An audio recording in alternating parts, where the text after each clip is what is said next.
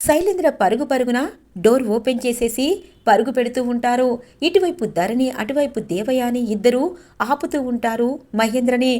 ఇద్దరిని ఇక చెరోవైపు తోసేసి శైలేంద్రని ఇక చంపాలని వస్తూ ఉంటారు మహేంద్ర. కరెక్ట్గా అప్పుడే ఫణీంద్ర వస్తారు. మహేంద్ర ఏమైంది అని అడుగుతారు. అన్నయ్య, వీడు ఏం చేశాడో నీకు తెలుసా అన్నయ్య అని అంటారు మహేంద్ర. మహేంద్ర, నీలో ఇంత కోపం ఎప్పుడు చూడలేదు. ఏం జరిగింది? ఈ దుర్మార్గుడు ఏం చేశాడు అని అడుగుతాడు. డాడ్, బాబాయి అన్నీ నా పైన నిందలు వేస్తున్నాడు. రిషిని నేను కిడ్నాప్ చేశాను అంటున్నాడు అని అంటారు ఇక శైలేంద్ర.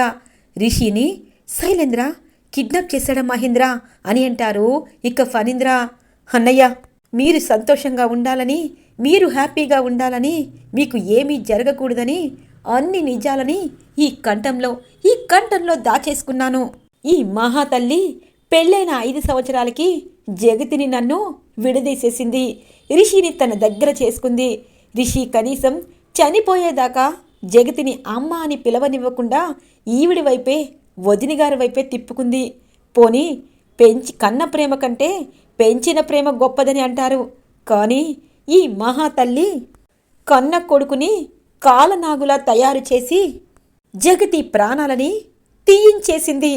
ఇంకా వీళ్ళిద్దరి కళ్ళు చల్లబడలేదన్నయ్యా. నా కొడుకు రిషిని కిడ్నాప్ చేయించాడు ఈ దుర్మార్గుడు. డిబిఎస్టి కాలేజీ పదవి కోసం ఎంతటికైనా తెగిస్తున్నాడు ఈ దుర్మార్గుడు. ఈ నిజం ఎప్పుడో నీకు చెప్పుంటే నా జగతి బ్రతికేదన్నయ్యా. చెడ్డగా ఉంటే ఎంతటి వారైనా వాళ్ళ చెడుగా ఉన్నారనుకుంటారు. ఈ దుర్మార్గుడు మంచితనంగా ఉండి వెనుకాల ప్రాణాలు తీస్తున్నాడు.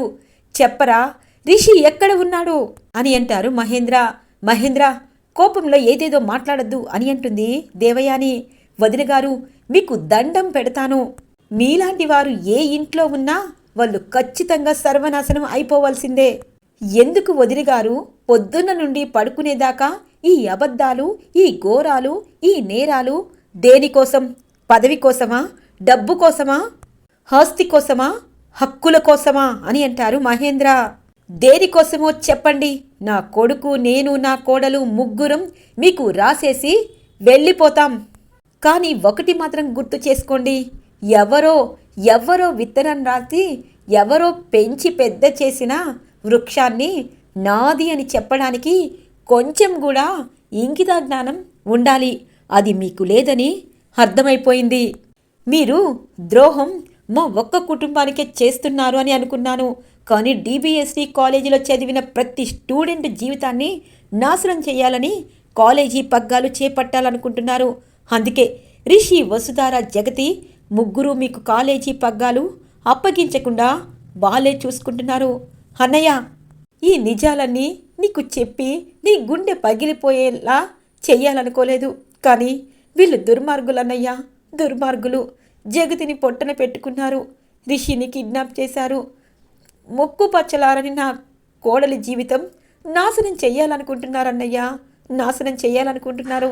ఇప్పటికైనా పెద్దవారిగా వాళ్ళకింకా అన్యాయం జరుగుతూ ఉంటే నేను బ్రతికుండడం కరెక్ట్ కాదు కదన్నయ్య. అందుకే ఈ నిజాలు పెద్దవారిగా నీకు చెప్తున్నాను. ఈ నిజాలన్నీ నా కడుపులో దాచుకున్నాను. ముగ్గులకి చెప్పలేదు, నా కొడుకు రిషికి చెప్పలేదు. ఎందుకో తెలుసా? నీకోసం. నీ కొడుకు ఎప్పటికైనా మారి మామూలు మనిషి అవుతాడని. కానీ వాడు అవ్వడు అన్నయ్య, వాడు అవ్వడు. వాణ్ణి ఏం చెయ్యాలు అన్నది నువ్వే చెప్పన్నయ్యా. నువ్వు ఏం చెప్తే అదే చేస్తాను అని అంటారు మహేంద్ర. ఇది ఇలా ఉండగా అనుపమ, వసుధార ఇక కార్లో బయలుదేరుతూ ఉంటారు. ఇంతలో ఇక ముకుల్ అలాగే తన అసిస్టెంట్ కూడా బయలుదేరి వెళ్తూ ఉంటారు. మేడం, మామయ్యది, శైలేంద్రది ఇద్దరి ఫోన్లు రింగ్ అవుతున్నాయి కానీ లిఫ్ట్ చేయటం లేదు. అక్కడ ఏం జరుగుతుందో నాకు తెలియటం లేదు అని అంటుంది వసుధార. వసుధార, టెన్షన్ పడద్దు. ఇంతకు ముందే ముకుల్తో మాట్లాడాను. జరిగిన విషయాలన్నీ పూసగుచ్చినట్టు ముకుల్కి చెప్పాను. ఇప్పుడు ముకుల్కి అన్ని నిజాలు తెలిసాయి. శైలేంద్రని ఖచ్చితంగా అరెస్టు చేస్తాడు. అరెస్టు చేశాక రిషి ఎక్కడ ఉన్నాడు అన్న సంగతి శైలేంద్ర ఖచ్చితంగా చెప్తాడు. వసుధార, నువ్వేమీ టెన్షన్ పడద్దు. అలా అని మహేంద్ర వివేకం లేకుండా శైలేంద్రనేమి చంపరు. ఎందుకంటే అక్కడ అందరూ ఉన్నారు. వాళ్ళలో ఎవరైనా సరే ఖచ్చితంగా మహేంద్రని ఆపుతారు వసుధార. నువ్వు టెన్షన్ పడద్దు అని అంటుంది అనుపమ. కారులో వెళ్తున్న వసుధార అలాగే అనుపమకి కరెక్ట్గా అరకులో కనిపించిన రౌడీ కనిపిస్తాడు. ఇక ఒక ఆటోలో అతను వాడే కదా అని చెప్పి అనుకుంటూ ఉండగానే వాడి కిందికి దిగుతాడు. ఇక దిగి టీ తాగుతూ ఉంటారు. ఇంతలో అనుపమ కారు ఆగిపోతుంది. వస్తారా, కారు ఏదో ట్రబుల్ ఇచ్చినట్టుంది అని అంటుంది. మేడం, నాకు టెన్షన్గా ఉంది, నేను క్యాబ్లో వెళ్తాను, మీరు కారు రిపేర్ చేసి తీసుకురండి, మామయ్య గారిని ఆపాలి అనగానే సరే వస్తారా, జాగ్రత్త, తర్వాత ఫోన్ చెయ్యి అని అంటుంది అనుపమ. సరే అని చెప్పి క్యాబ్ బుక్ చేసుకొని వసుధార దేవయాని ఇంటికి మరోసారి వెళ్తూ ఉంటుంది. అమ్మయ్య, వసుధార కారు దిగింది చాలు, ఎందుకంటే వాణ్ణి ఫాలో అవుతాను. ఖచ్చితంగా రిషి కిడ్నాప్కి వీడికి సంబంధం ఉండే ఉంటుంది. ఆ శైలేంద్ర రిషి వాళ్ళు ఎక్కడికి వెళ్తే అక్కడ ఫాలో అయ్యారు కాబట్టి ఖచ్చితంగా వీణ్ణి ఫాలో అవుతే తెలుస్తుంది అని ఇక అనుపమ టీ తాగుతున్న ఆ రౌడీని చూస్తుంది. ఆ రౌడీ ఇటు అటు చూసి ఆటోలో వెళ్తూ ఉంటారు. ఆటోని ఫాలో అవుతూ ఉంటుంది అనుపమ. ఇక ఆటోలో ఫాలో అవుతూ అనుపమ ఇక ఒక ప్లేస్లో ఆగిపోతుంది. ఆటో ఇక వెళ్తూ ఉంటుంది. ఇక కారుని అక్కడ ఆపేసి ఆ ఆటోని ఫాలో అవుతూ వెళ్తూ ఉంటుంది అనుపమ. అక్కడ ఒక పెద్ద బంగ్లా కనిపిస్తుంది. అది పాడుబడిన బంగ్లా. ఖచ్చితంగా రిషి ఇక్కడే ఉండుంటాడు. ఎలాగైనా ఈరోజు రిషిని చూడాలి, రిషిని విడిపించాలి అని మనసులో అనుకుంటూ ఇక ఆ రౌడీ వెనకాల వెళ్తుంది అనుపమ. రౌడీ ఇక లోపలికి వెళ్తారు. ఇక లోపల కొంతమంది రౌడీలు ఉంటారు. ఏంటి, మనం ఎక్కడ ఉన్న సంగతి ఆ శైలేంద్ర గాడికి కూడా తెలీదు అనగానే, అన్నా, ఆ శైలేంద్ర గురించి మీకు నిజం తెలీదు. వాడు మనకంటే పెద్ద క్రిమినల్, వాడు చాలా అంటే చాలా మోసగాడు అనగానే, నాకు తెలుసు, వాడు ఇదిగో ఈ రిషిని చంపమని చెప్పాడు. మనం చాలాసార్లు అటాక్ చేసినా డబ్బులు మాత్రం చాలా ఇస్తానన్నాడు. ఇప్పుడు వాడికి తెలియకుండానే రిషి సార్ని మనం ఇక్కడికి తీసుకొచ్చేశాము. వాడంతట వాడు వేరే ఫోన్తో చేసి మన దానిలో డబ్బులేస్తే రిషి సార్ ఎక్కడ ఉన్నాడు అన్న సంగతి చెప్దాము, లేకపోతే వాణ్ణి అలాగే టార్చర్ చేద్దాము అని అంటారు. నిజమే అన్నా, కానీ ఒకటి మాత్రం నిజం, చదువులు చెప్పే ఈ సార్ని కిడ్నాప్ చేస్తే పాపం మనకు అంటుకుంటుందేమో అనగానే, అలాంటివన్నీ మన ఒంటికి పడదు. ఆ శైలేంద్ర ఆర్డర్ చెప్పగానే మన అకౌంట్లో డబ్బులు వేయగానే వీణ్ణి మనం లేపేయాలి, అర్థమవుతుందా అనగానే, సరే అన్నా, సరే, అన్నం మాత్రం తినటం లేదు, వస్తారా అని కలవరిస్తున్నాడు అని అంటారు. అంతే కదరా, మంచి వాళ్ళకి ఎప్పుడైనా దేవుడు ఇలాంటి శిక్షలే వేస్తూ ఉంటారు, పరీక్షలు పెడితే ఉంటారు. ప్రాణాలు తీసే అలాంటి అన్నదమ్ములు ఉన్నంతకాలం ఇలాంటి మంచి వాళ్ళకి ఇలా బాధలు పడాల్సిందే అని అంటూ ఉంటారు ఆ రౌడీ. ఇదంతా అనుపమ వింటూ ఉంటుంది. బాధనిపిస్తుంది అనుపమకి. ఇంతకీ రిషిని ఎక్కడ కిడ్నాప్ చేశారు అని చెప్పి ఇక మెల్లిమెల్లిగా ఇక వెనక వైపు వెళ్తూ ఉంటుంది. కరెక్ట్గా వెనక నుండి నల్లగా ఒక అతను ఇక అలాగే ఇటు అటు చూస్తూ ఉంటారు. ఇక కుర్చీలో ఒక అతన్ని కట్టేసి ఉంటారు. అతనే మన రిషి సార్. మన రిషి సార్ని అనుపమ చూస్తుంది. ఇక రిషి ఇక్కడ కిడ్నాప్ చేశారా అని చెప్పి అలాగే షాక్ అయి ఉండిపోతుంది అనుపమ. ఖచ్చితంగా రిషిని ఇక్కడే కిడ్నాప్ చేశారు. ఈరోజు రిషిని తీసుకొని ఇంటికి వెళ్ళాలి, ఖచ్చితంగా వెళ్ళాలి. నా ప్రాణానికంటే ఎక్కువైనా జగతి కొడుకంటే నా కొడుకే. వసుధార ప్రాణంగా రిషిని చూస్తుంది. ఈరోజు రిషిని తీసుకువెళ్ళాలి అని ఆ రౌడీని ఫాలో అవుతూ ఇక వెనకాలే వెళ్తుంది. రౌడీ ఇక రిషి దగ్గరికి వస్తారు. చాలా రోజుల తర్వాత రిషిని మనకి చూపిస్తూ ఉంటారు. రిషిని కట్టులు కట్టి ఉంటాయి. రిషి వాళ్ళని చూస్తూ ఉంటారు. ఏంట్రా, సార్ని ఇలా కట్టేశారు, సార్కి 3 పూట్ల మంచి భోజనం పెట్టడం లేదా అని అంటారు ఆ రౌడీ. అయ్యో, మంచి భోజనం పెట్టినా ఆయన తినాలి కదా, మాకే పాఠాలు చెప్తున్నారు. ఇంతకీ ఆ శైలేంద్ర సారు డబ్బులు అకౌంట్లో వేశారా లేదా అని అడగగానే, వెయ్యలేదు, అందుకే కదా రిషి సార్ని ఇక్కడికి తీసుకొచ్చి కట్టేశాము అని అంటారు. సార్, ఇంతవరకు చాలా అంటే చాలా కిరాకిరి చేశాము. ఇప్పుడు ఆ శైలేంద్ర లాంటి దుర్మార్గుణ్ణి అస్సలు అస్సలు మనం చూడలేదు. జగతిమణ్ణి చంపమన్నది వాడు. తరువాత ఆ మనిషిని సాక్ష్యాలు లేకుండా చంపేసింది వాడు.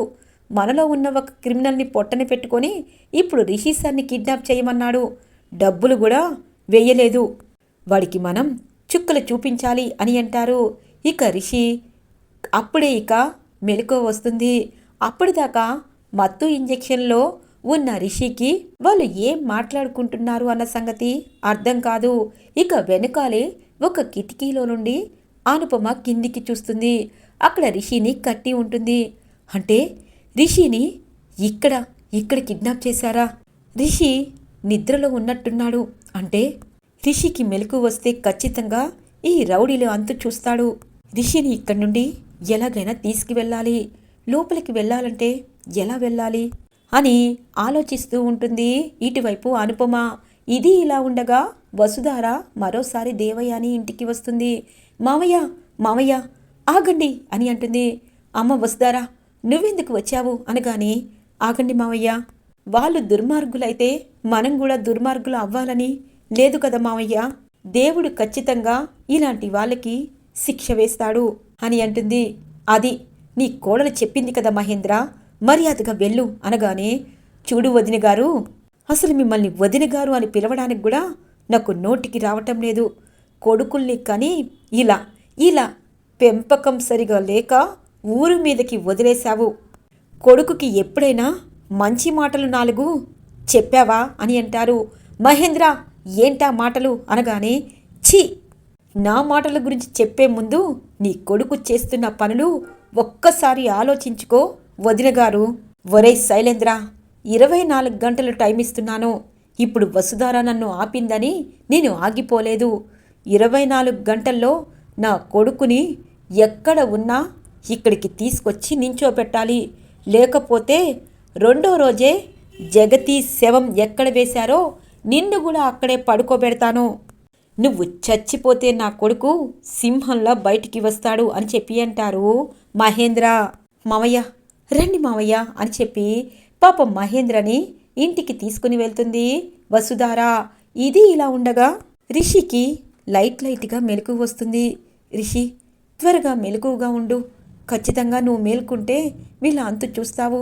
నీ చేతులకి కాళ్ళకి ఉన్న తాళ్ళు ఎలాగైనా విప్పాలి అని మెల్లిమెల్లిగా రిషి రూంలోకి వస్తుంది అనుపమ. ఇక రౌడీలు చుట్టూతా నిద్రపోతూ ఉంటారు. అర్ధరాత్రి 11 అవుతుంది. ఇక వసుధార ఇటువైపు మహేంద్ర అనుపమ కోసం ఎదురు చూస్తూ ఉంటారు. అమ్మ వసుధార, అనుపమ ఏది? ఇంటికి రాకపోవడమేంటి? కార్ రిపేర్ చేశారని అన్నావు, ఇప్పటిదాకా రిపేర్ చేయరు కదా అని అంటారు. ఏమో మావయ్య, నాకు భయం వేస్తుంది.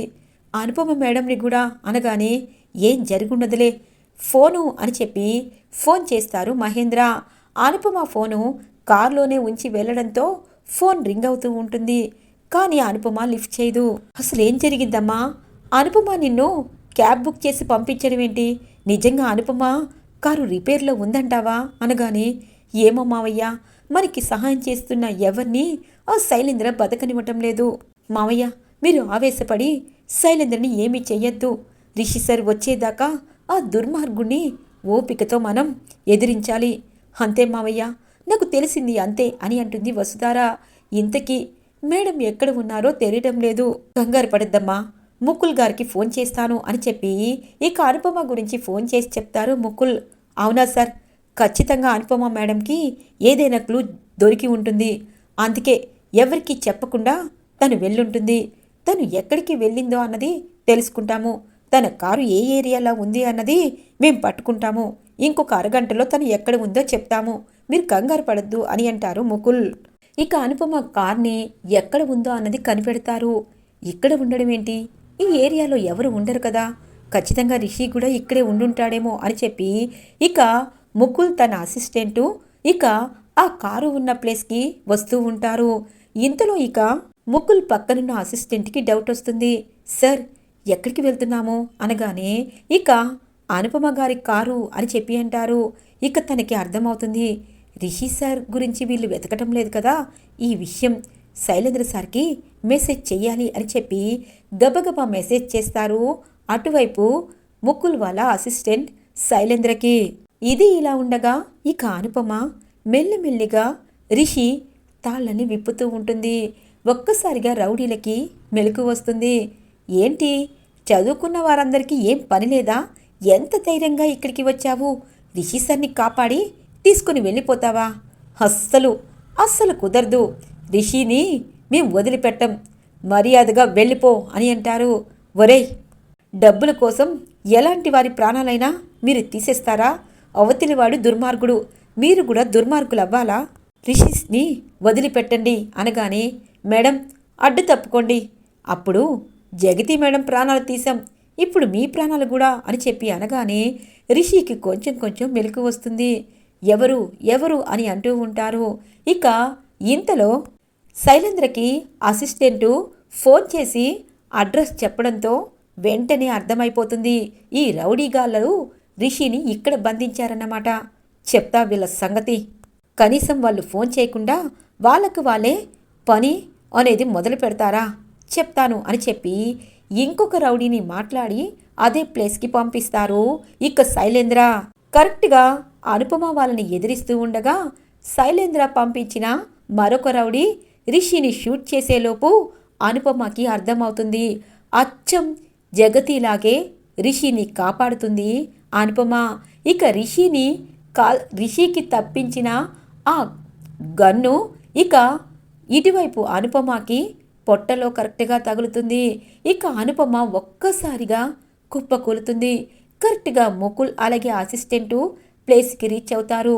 రిషి సార్ని కాపాడి అనుపమని హాస్పిటల్కి తీసుకువెళ్తారు. అక్కడున్న రౌడీలని అరెస్టు చేస్తారు ముకుల్. రిషి ఇక మత్తులోనే ఉంటారు.